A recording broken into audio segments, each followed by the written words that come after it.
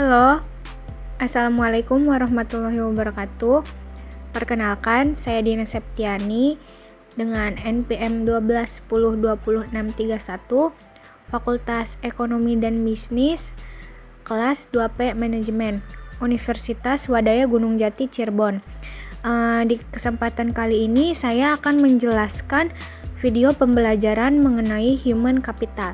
Untuk lebih lanjutnya, simak video berikut ya. Human capital atau modal manusia.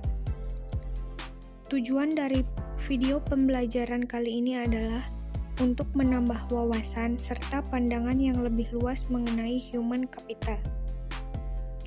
Sasaran dari video pembelajaran ini adalah video ini ditunjukkan bagi para pelajar, mahasiswa maupun orang-orang lainnya yang ingin mengetahui lebih jauh mengenai human capital. Istilah human capital atau pertama kali dikemukakan oleh seorang ekonom bernama Theodore Schultz yang berpendapat bahwa peningkatan kesejahteraan pada perusahaan tidak bergantung pada tanah, peralatan, energi, sumber daya, melainkan pada kompetensi pengetahuan dari pegawainya. Kemudian, ia mendeskripsikan posisi human capital sebagai kemampuan sumber daya manusia yang diperoleh melalui investasi pada sumber daya manusia, yang mendeskripsikan bahwa human capital terdiri dari 4 hal, yaitu yang pertama ada kemampuan, yang kedua ada perilaku, yang ketiga ada usaha, dan yang keempat ada waktu, dan semuanya ini dimiliki dan dikendalikan sepenuhnya oleh pegawai. Untuk mendeskripsikan human capital sebagai kombinasi dari keempat faktor tersebut, maka dapat disimpulkan sebagai berikut. Yang pertama, karakteristik atau sifat yang dibawa pada pekerjaan, misalnya inteligensi, energi, sikap positif, keandalan, dan komitmen. Yang kedua, kemampuan seseorang untuk belajar, yaitu kecerdasan, imajinasi, kreativitas, dan bakat. Yang ketiga, motivasi untuk berbagi informasi dan pengetahuan, yaitu semangat tim dan orientasi tujuan. Selanjutnya, adapun pengertian human capital menurut Edwinson dan Molen. Human capital is the individual knowledge, experience, capability, skill, creativity, dan innovation.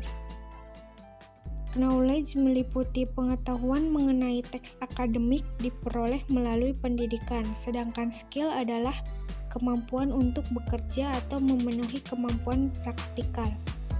Terdapat 2 prinsip kunci dalam human capital, yaitu yang pertama, manusia merupakan aset yang memiliki nilai yang dapat ditingkatkan melalui investasi. Tujuan dari investasi ini adalah memaksimalkan nilai melalui resiko manajemen. Ketika nilainya meningkat, kapasitas organisasi dan nilai-nilainya akan meningkat dan menguntungkan stakeholder. Yang kedua, kebijakan human capital dalam organisasi harus disesuaikan dengan dukungan misi organisasi, yaitu misi, visi, tujuan, dan strategi telah didefinisikan sebagai arahan yang telah dirancang untuk dapat diimplementasikan dan dinilai oleh sebuah standar. Bagaimana konsep human capital ini dapat membantu organisasi mencapai misinya?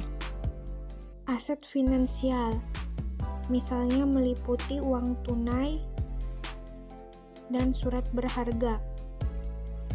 Aset fisik terdiri atas peralatan, gedung, dan tanah. Dan aset tak berwujud terdiri atas modal organisasi, aliansi bisnis, pelanggan, merek, reputasi, dan modal intelektual.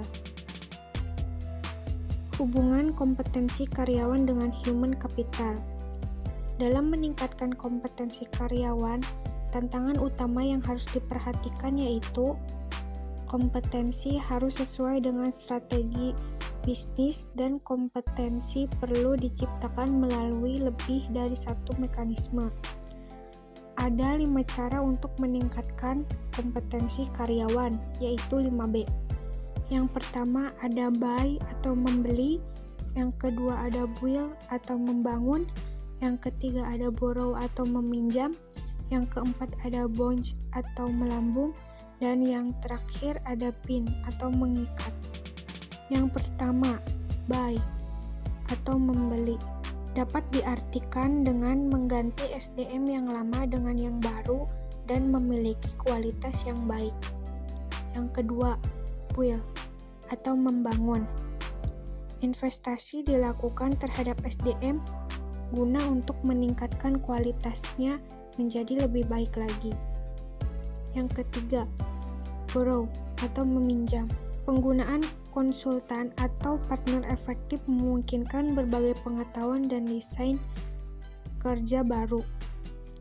Yang keempat, bond atau melambung.